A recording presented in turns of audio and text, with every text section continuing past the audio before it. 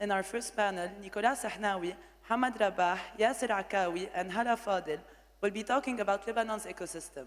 Moderating this panel is Mike Butcher. Please welcome Mike.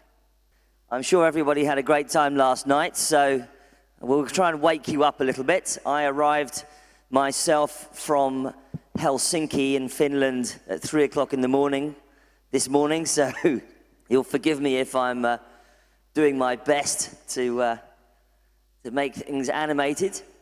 I'm excited to be here because I've been coming to Beirut for the last few years at various events, and to me this is a sort of a real reawakening of the ecosystem, and that's what we're going to be talking about now.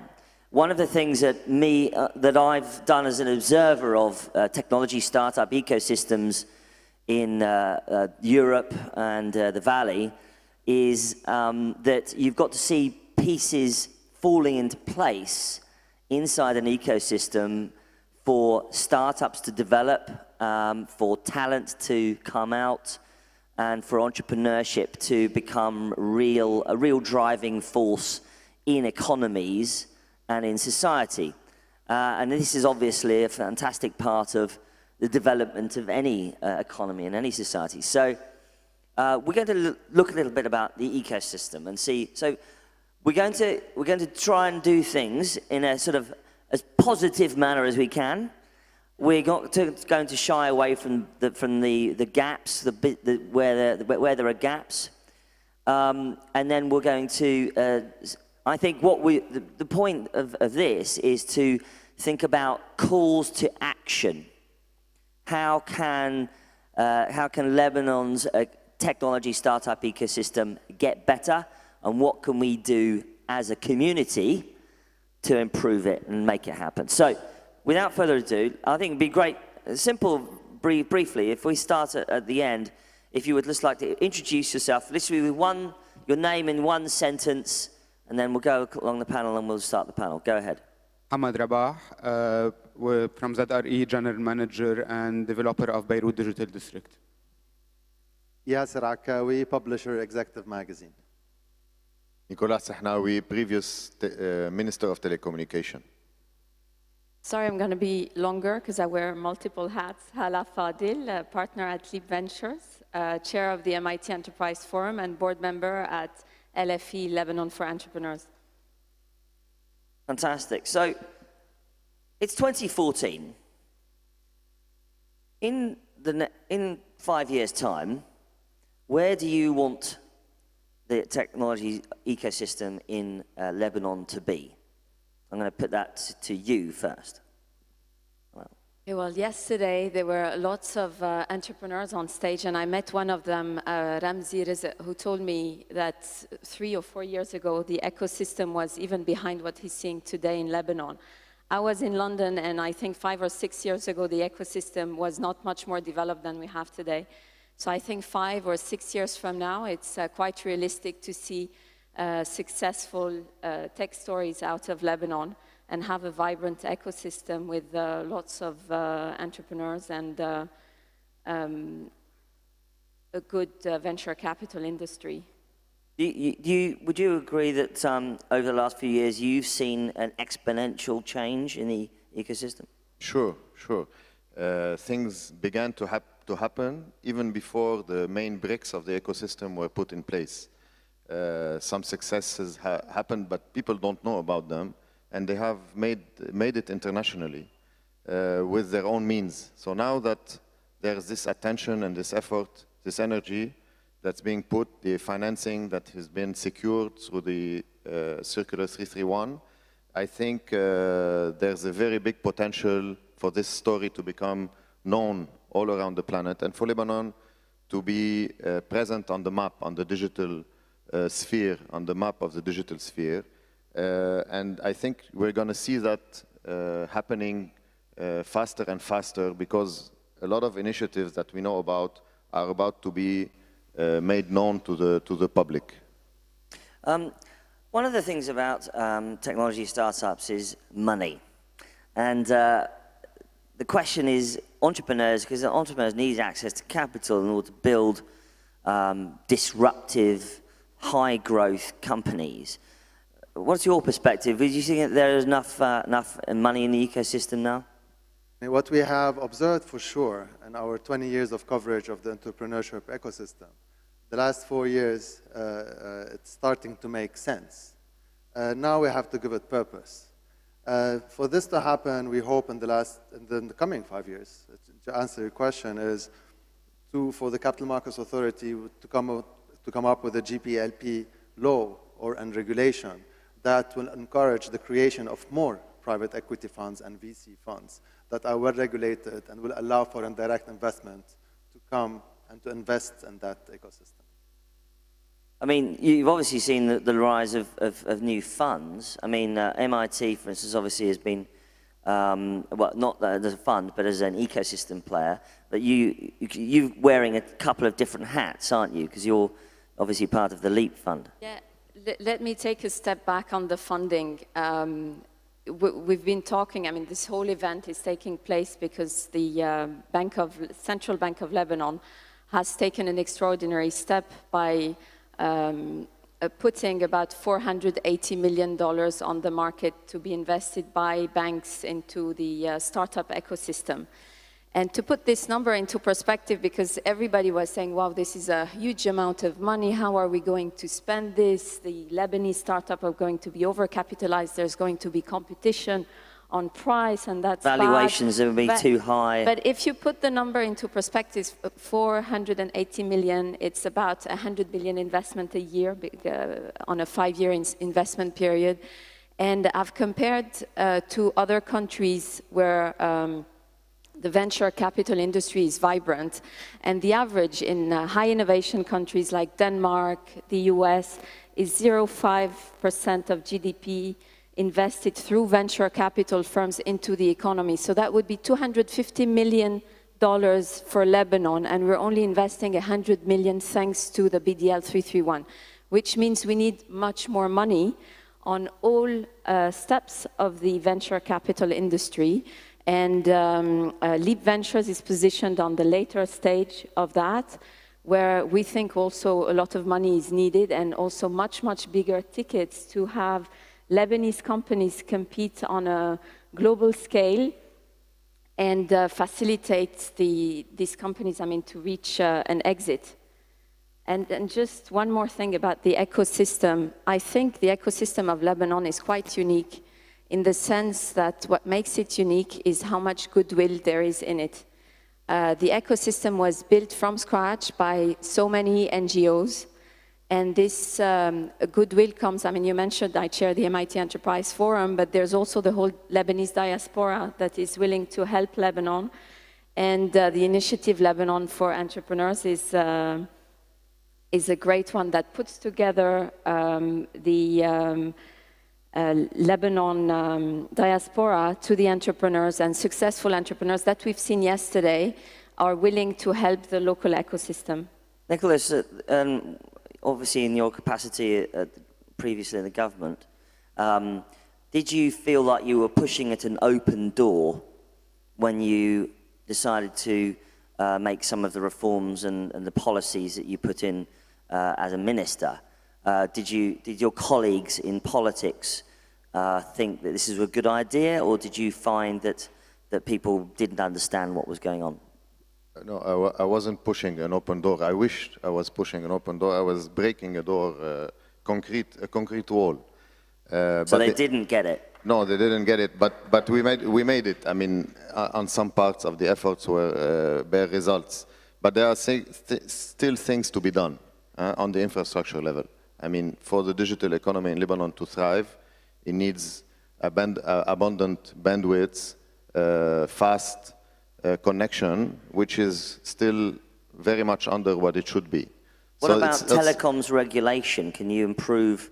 Do you feel that the telecoms market is competitive enough? The regulation is acceptable. The private sector plays too much it takes too much of the pie, so it needs, you need to involve the private sector more and to privatize to some extent. But on the infrastructure level, it's very important to note that today it needs one click to have specific areas like the universities, the Beirut Digital District and other places to be connected through fiber. To have all Lebanese connected through fiber, you need 1 year to 3 years to deploy.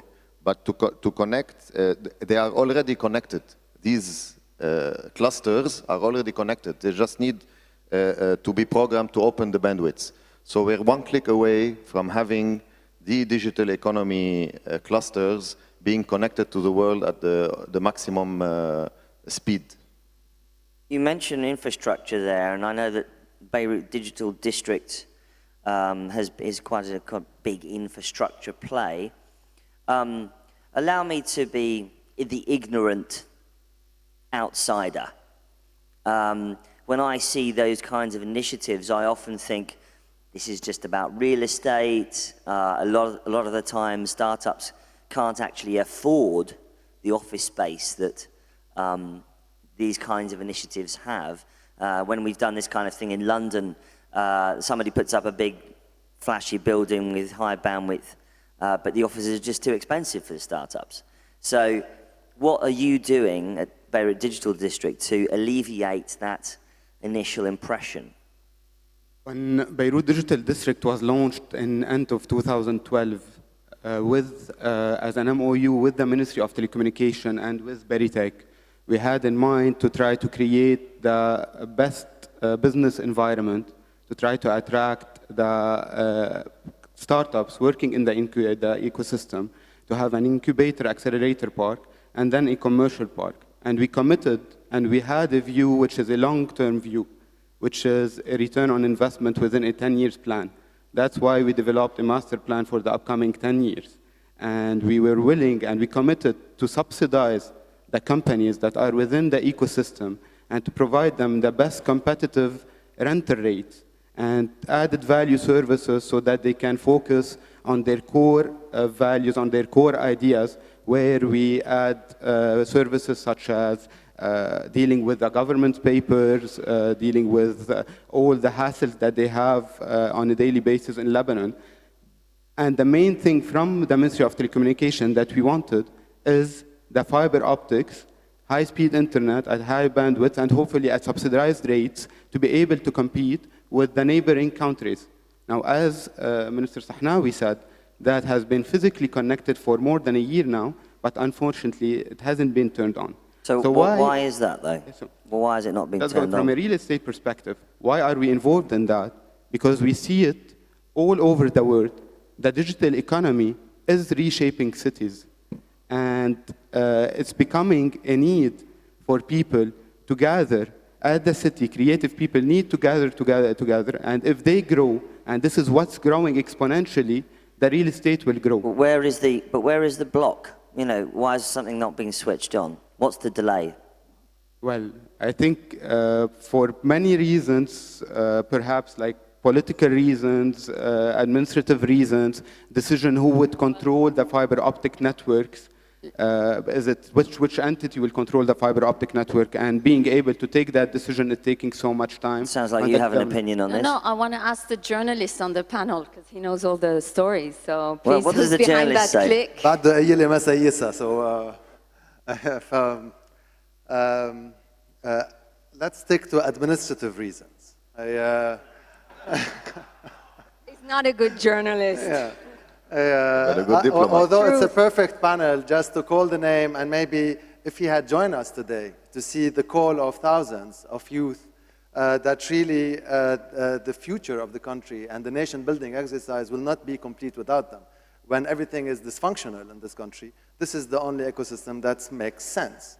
And the absence of a top-to-bottom approach as compared to the bottom-up that we have witnessed in the last 4 years, if the government and government officials do not really step up to give a purpose for the ecosystem as an integral part of nation building, we are failing. At the end of the day, Silicon Valley was not built just to benefit the world. It was built for an American purpose, and it's serving that purpose, and it served the world along the way.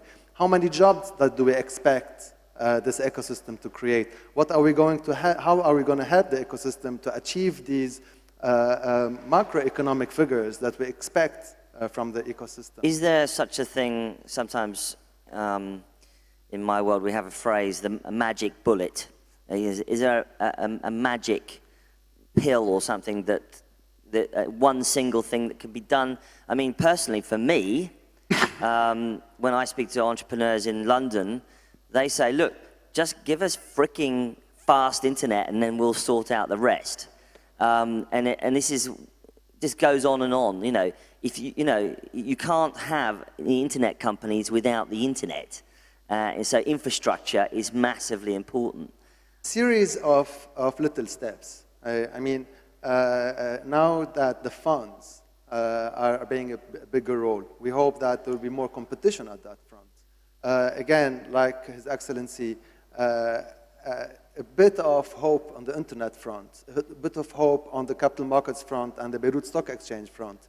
Just little announcements, little baby steps, and it will just give a positive So you feel mood. that there is actually just a few things that need to Absolutely. be done? It's a mood, it's a direction that we right. need to take. An administrative, I think, decision that needs to be taken that internet and telecommunication is not a source of, it is a source, big source of income to the government. But currently they look at it like if we increase bandwidth, perhaps we're gonna have increased use of voice over IP, which will impact the revenues of the telecommunication, which is the mobile sector. However, by increasing the internet, we are increasing the productivity of all this ecosystem, which will have a direct impact of the GDP of the countries.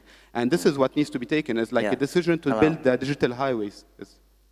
Yeah, I just don't agree with the baby steps that we need because we have a central bank that has taken a huge steps. So we need huge steps. We're fed up with baby steps. And a huge step, I mean, in front of $480 million that are going to be spent, as someone who is in charge of spending a bit of that, I feel a huge responsibility to make this asset class worth investing in asset class so that we attract international investors into Lebanon.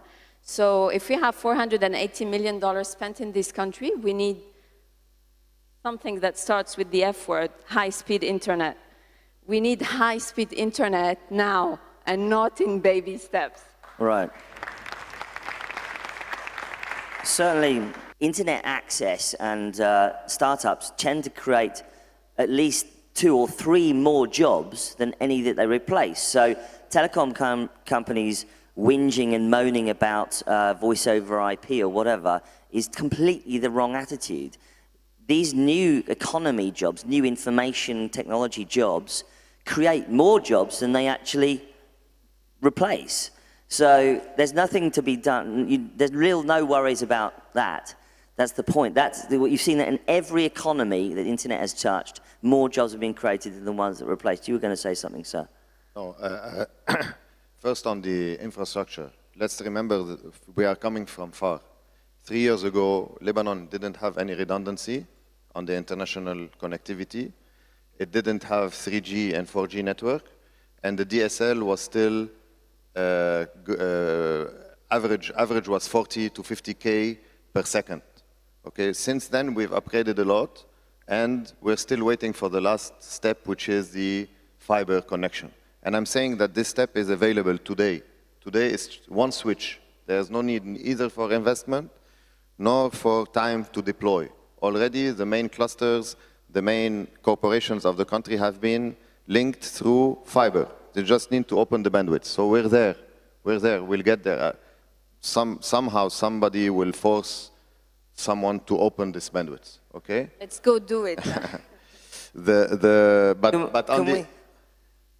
Yeah, Karen. Sorry. On the bricks, the ecosystem bricks that are still needed to, other than the infrastructure, I will say that we have to increase the deal flow, and we're working on this. There are some initiatives that are going to be announced to have boot camps and more accelerators, more boot camps to increase the deal flow, because with the Circular 331 we have now availability of funds, but they actually need to study a lot of startups to invest in them.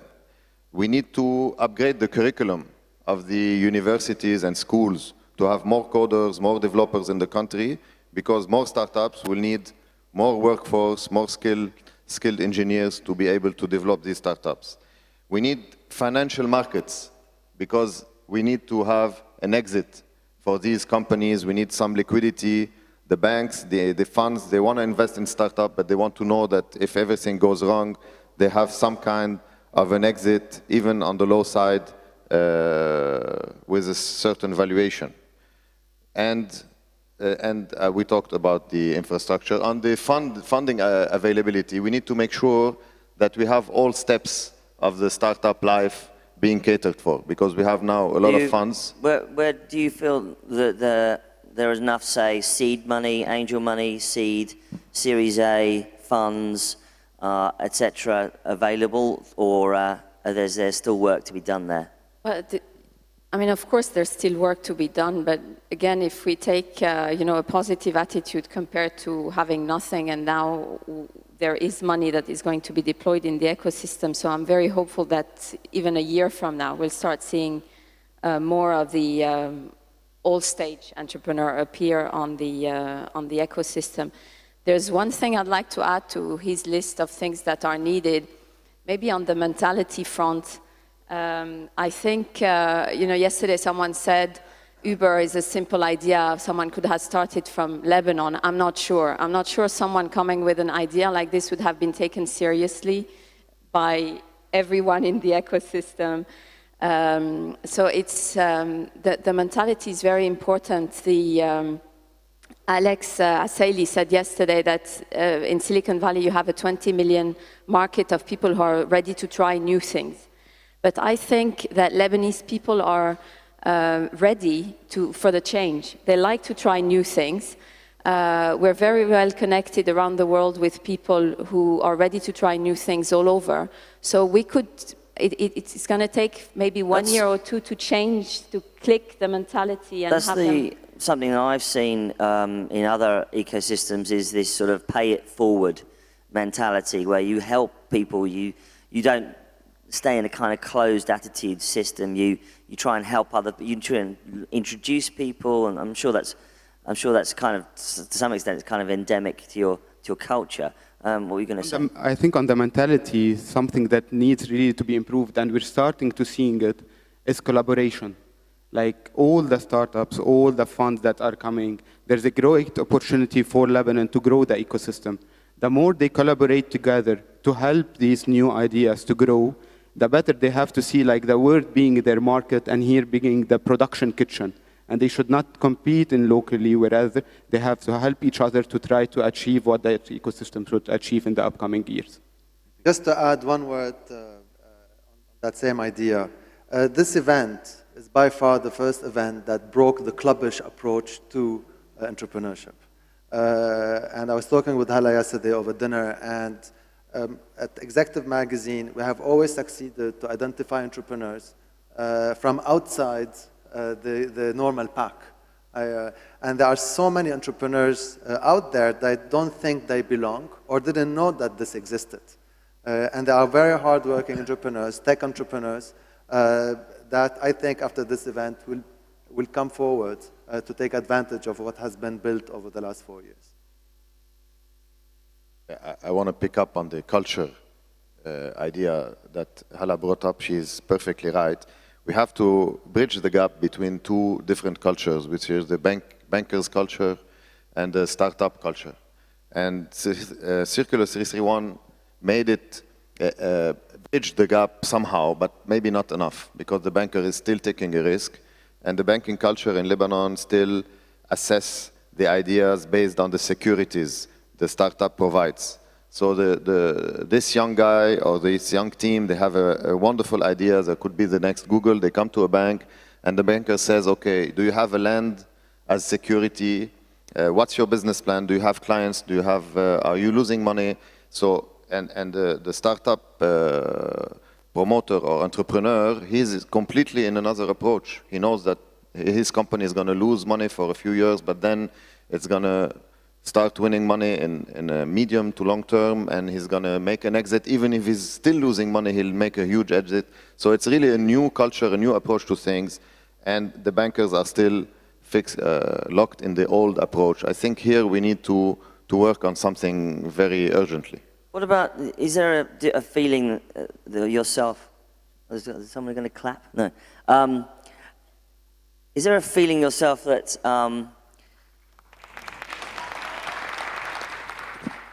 I agree. Is there a feeling that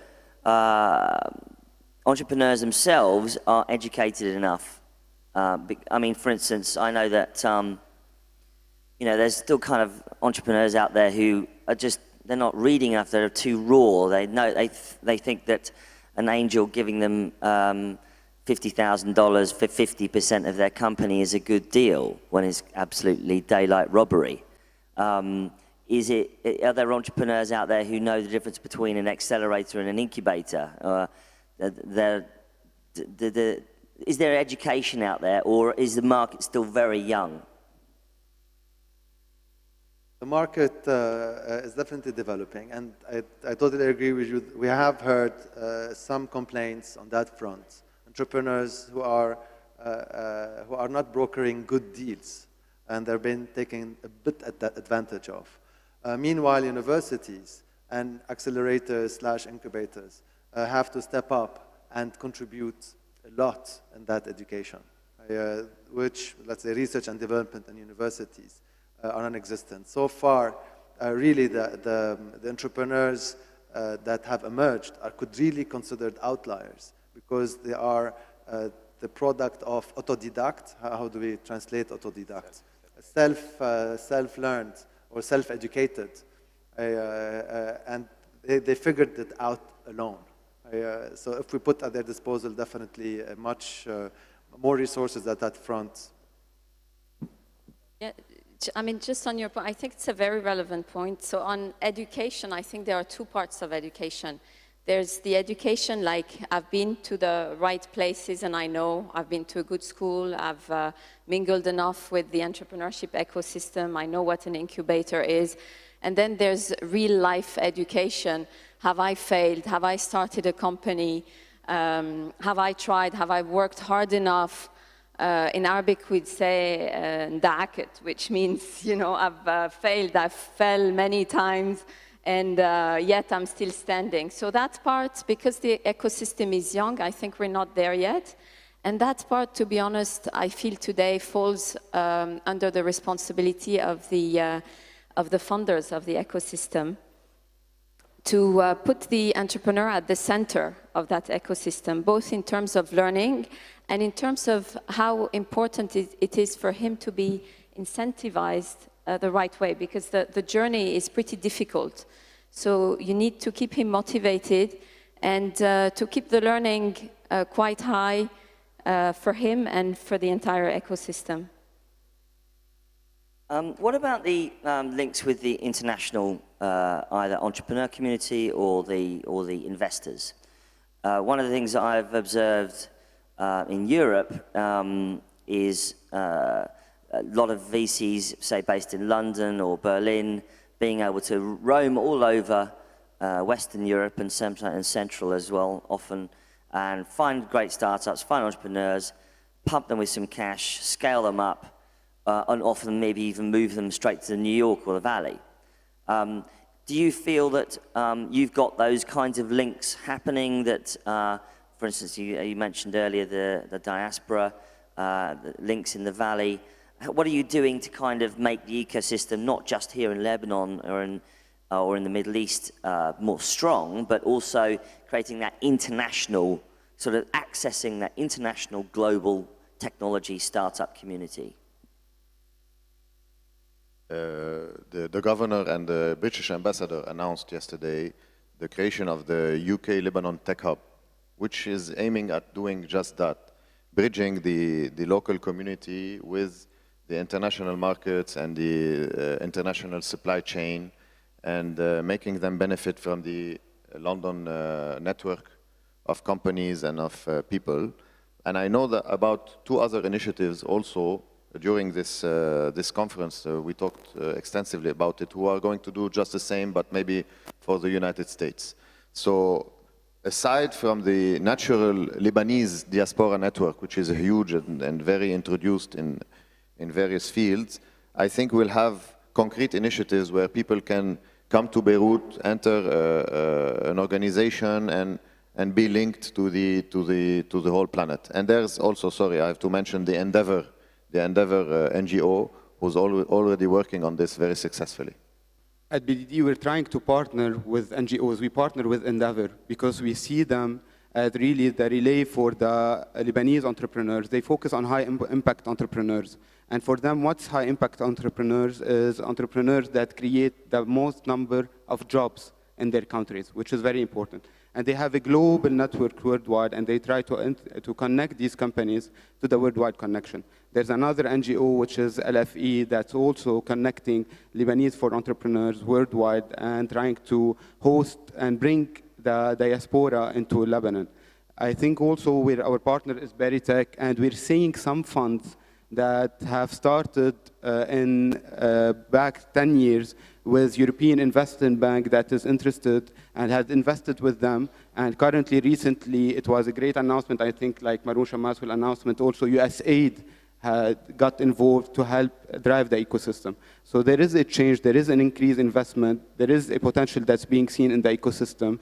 Trying to connect through these NGOs with the Lebanese diaspora to give back to Lebanon is quite interesting. Let me be cynical about that. I don't think that NGOs are always the answer. I mean, they're great, but there is also, you've got to connect with the real business community. The business community are the ones who actually make the decisions at the end of the day. Maybe if I could take concrete examples of, because I talked about the Lebanese goodwill, both locally and internationally, to help, and concrete examples of what NGOs have done. So through the Lebanon for Entrepreneur Network, in connection with LebNet, we have a great mentorship of entrepreneurs from Silicon Valley executives that has happened. Badir, which is has mobilized the Lebanon successful businessman to help entrepreneurs, has actually funded a number of Lebanese entrepreneurs and has contributed to the creation of the first venture capital fund in Lebanon. The MIT Enterprise Forum has created success stories that were in conjunction with Beritech, for example, Hindah Bey'a, the winner of the MIT Enterprise Forum competition of 3 years ago.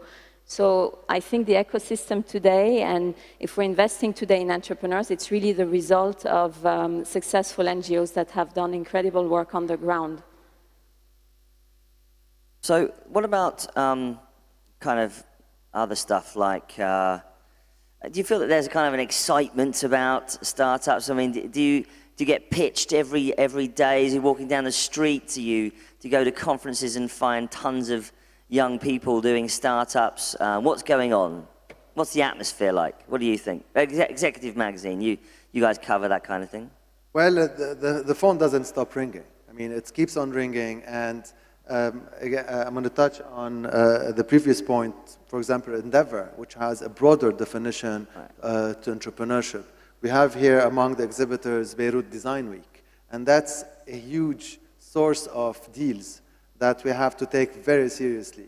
We have excellent designers, and we have excellent creative minds in Lebanon. We just need to know how to invest with them. We had few success stories like Nada Dibis and others, and there is tons of other opportunities awaiting. We just need to break, and this event again broke this clubbish approach to entrepreneurship. Hopefully, we're going to be tapping into a much broader definition that will make more sense for funds too. Mike, I want to emphasize on the creativity. The Lebanese people are extremely creative. I would argue they are one of the most creative people on earth. Because of their history, because of the fact that we are crossroads of cultures and civilizations and religions, that makes us creative. And this is not just because we're Lebanese and we're talking about ourselves, but this has been proven in all the fields where you have to creative input. When you look at the advertising companies of the Arab world, they are all Lebanese. When you look at the designers, the top 3, 4, 5 are Lebanese. When you look at the movie makers, music industry, TVCs, jewelry, the jewelers, the first jewelers in the Middle East are Lebanese. So this proves that we have something in our genes which is creativity. This is one important element. The second one for our success, the success factors of Lebanon, is our network. We have 25% of our people are living in Lebanon, and 75% of our people are spread across all the continents. So this is a fantastic network to use. The third one is that we are salespeople, salesmen. We are service-oriented. And this also makes it easier for us to sell our products, convince people around the world that what we are doing is good. So I think that we speak 3 languages, etc. I think we have everything that is needed to succeed. This is a baby that's just being born. Already we can see the fruits. Already we can see fantastic ideas, a vibrant ecosystem, a vibrant startup entrepreneurs. And I want to salute them today and say that we are talking, we are giving money, we are trying, but at the end of the day, they are doing, because they deserve it, we are making all this effort. No, I feel I'm sitting next to a poet, so we need to be a poet. I feel creative. Yes, I feel it's an incredible opportunity to revive actually the Lebanese identity. There are not many things that unite us, and this one I think is a huge thing. So let's make it work together. I agree. Certainly, as an observer myself of the tech community, I think it's fantastic that, you know, it doesn't really matter where you're from, what your politics are, what your ideology might be. Being in a technology community is, I think, an incredibly uniting thing, generally speaking. I've seen that many places. You wanted to say something? But like going back, you told me like why real estate. But I think there is a need, and that's happening worldwide, to create clusters where these people get together. Because when they get together, and it's usually creativity comes from an intersection between science and art. And when you mingle these people together, you have energy, you have positive energy. They want to be together, they want to connect together. And this is the importance of creating more collaborative environment. And as you said, the only thing that they want to focus on is how to succeed, how to look forward. They don't want to be involved in politics or in religion or on so many things, but they want just to succeed, they want the word, and they want to interconnect. That's it. I agree, and I've seen that around, say, for instance, in the Mitte area of Berlin, or the Silicon Sentier area of Paris, or the Shoreditch area of London. These little clusters of people where they can literally run into each other, go for coffee, the investors know where to go to meet the entrepreneurs, etc., etc. This is, I mean, you've got that kind of thing going on here in Beirut, right? And what I find actually in the BDD project, the Beirut Digital District project, even more interesting is that it's a bit like Twitter in San Francisco. It's in an area that is quite run down. Yes, right. Quite different. It's not the traditional upscale Beirut.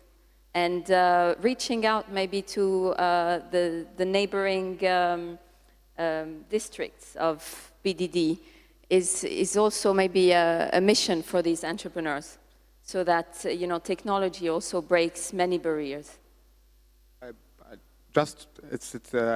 have to mention, like when we started at BDD 2 years ago, when people started seeing, I think Nicolas was one of the first that saw what's the vision that we have for the area.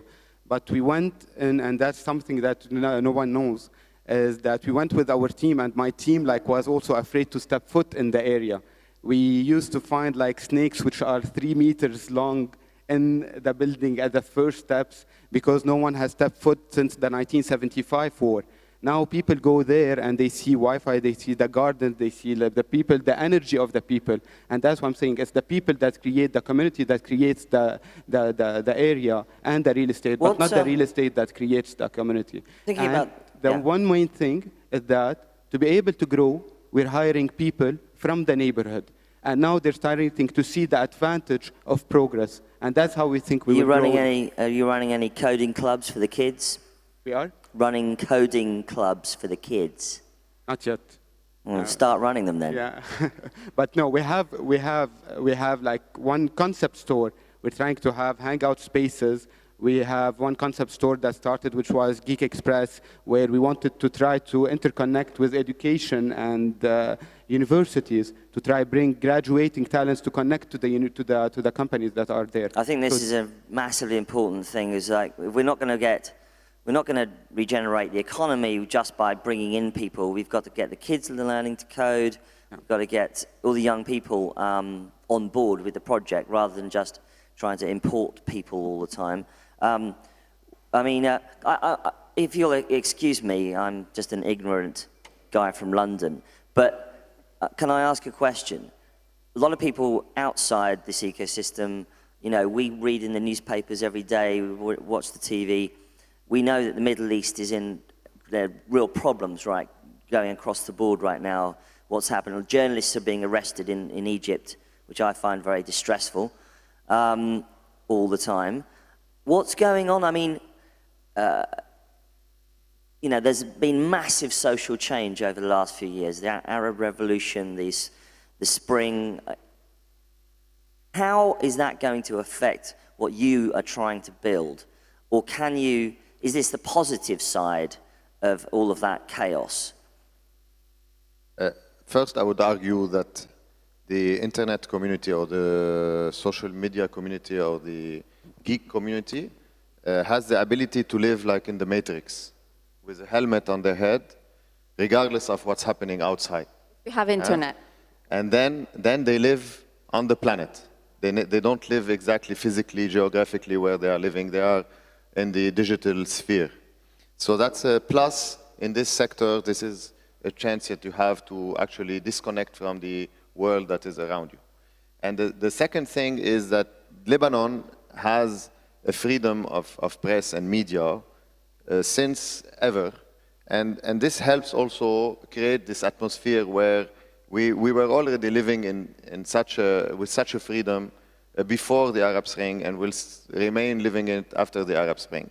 So I mean, we have a culture of freedom.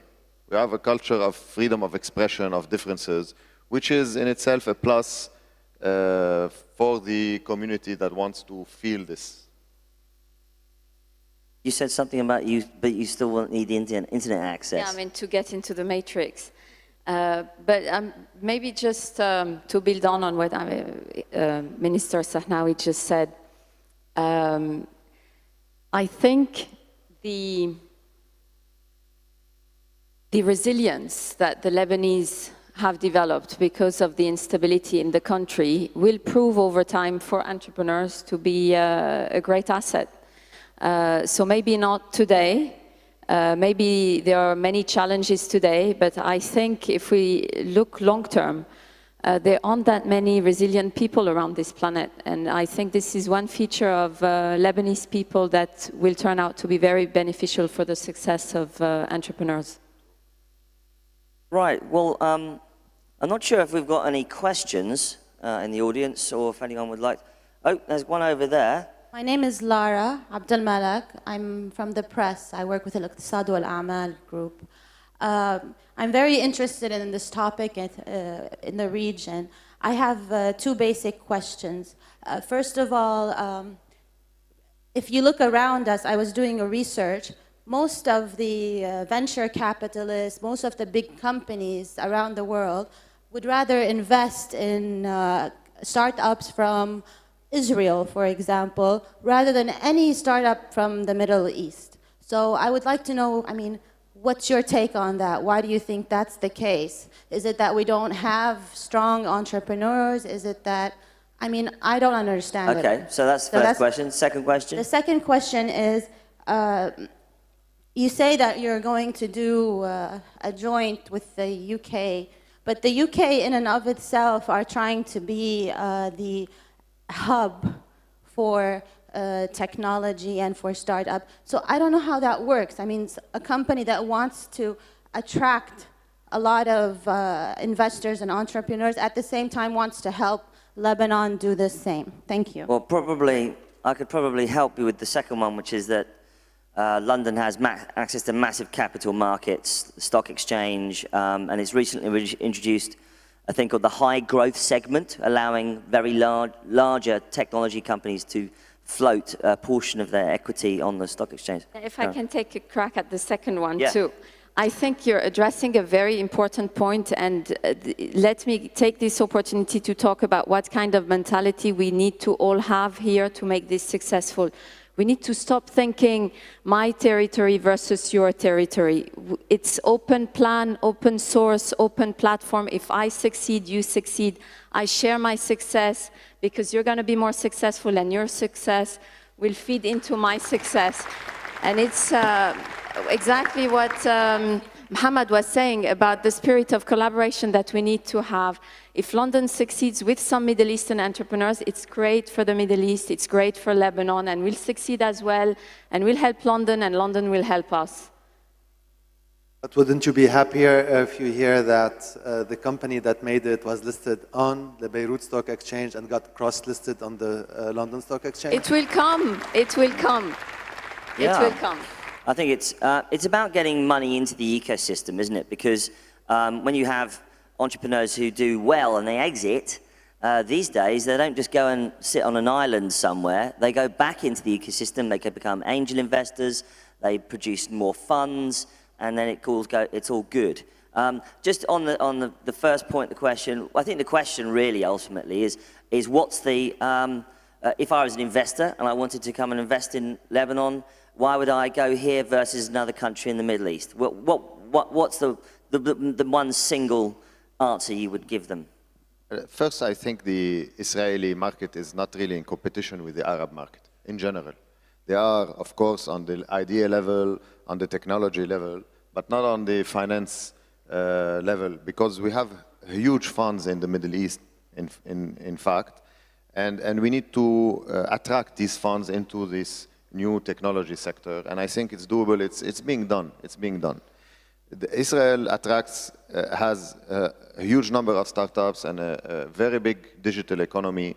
If we succeed in making a small part of it in the few years, it will be great. It will really be a drive force for the Lebanese economy, and I think we will do it. And I'm not afraid that we will fail.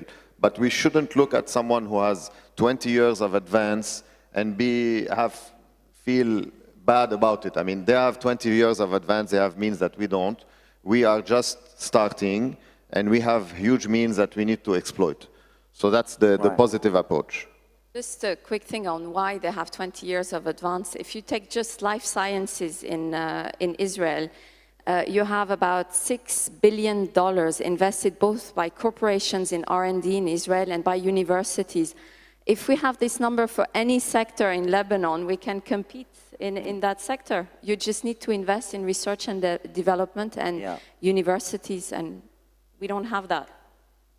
Final thoughts, because I think I'm going to have to shut down, so we've got the next speaker. But do you want to say something?